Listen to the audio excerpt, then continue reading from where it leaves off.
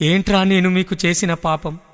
భారతమాతనైనందుక, మిమ్ముల కడుపుల మోసినందుక, లేక ఆడపిల్లగా పుట్టినందుక, మిమ్ముల కనిపెంచే అవయవాలు నాకున్నందుక? ఏందిరా నా నేరం? ఎందుకురా నా పైన ఇంతటి ఘోరం? అమ్మవంటారు, ఆలివంటారు, అక్కవంటారు, చెల్లెవంటారు, అంతలోనే కనికరం లేకుండా చెరుచుతుంటారు.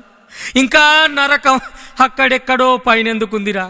మీలాంటి యమభటులు మనుషుల మధ్య మారువేషంలో కనుగుడ్ల నిండా కామపు పాకూరు నింపుకొని తిరుగుతుంటే కండ్లు కనబడక, చెవులకు నా అరుపులు వినపడక, నా శరీరమే లక్ష్యంగా కోరికల రంపాలతో కోస్తూ నా రక్తం శరీర స్వేదరంధ్రాల నుండి చిమ్ముతుంటే జుర్రుకున్నారు కదరా.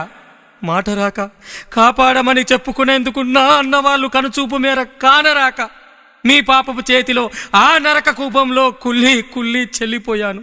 నా రేపటి ఆశలు, నా కలలు, నా నవ్వులు, నా ప్రపంచం మొత్తాన్ని చిదిమేసి మీరు సిగ్గులేని దేశభక్తుల్లా గుండెల నిండా గర్వంతో గల్లా ఎగరేసుకొని దేశపు జెండా కింద నిలబడి మీరు తల ఎత్తుకొని జెండా తలదించుకునేలా గర్వపడండి.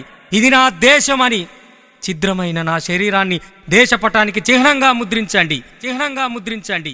ఎన్ని నిర్భయలొచ్చినా మాకు ఏ భయం లేదని మా మానాలను మంటగలుపుతూ ఒక సంఘటన మీద ఇంకో సంఘటన పునరావృతం చేస్తూ మా శీలతర్పణ దేశ గుండెలపైన ముద్రించండి. మేరా భారత్ మహాన్ అని రోజుకో మానని గాయాలు చేయండి.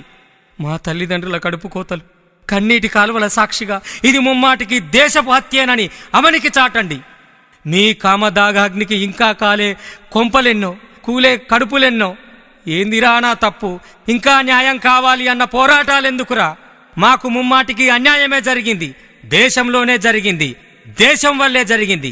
కొత్తగా న్యాయం ఎవరికి కావాలో ఆలోచించండి. మేరా భారత్ మహాన్ అని గర్వంగా చెప్పుకోండి.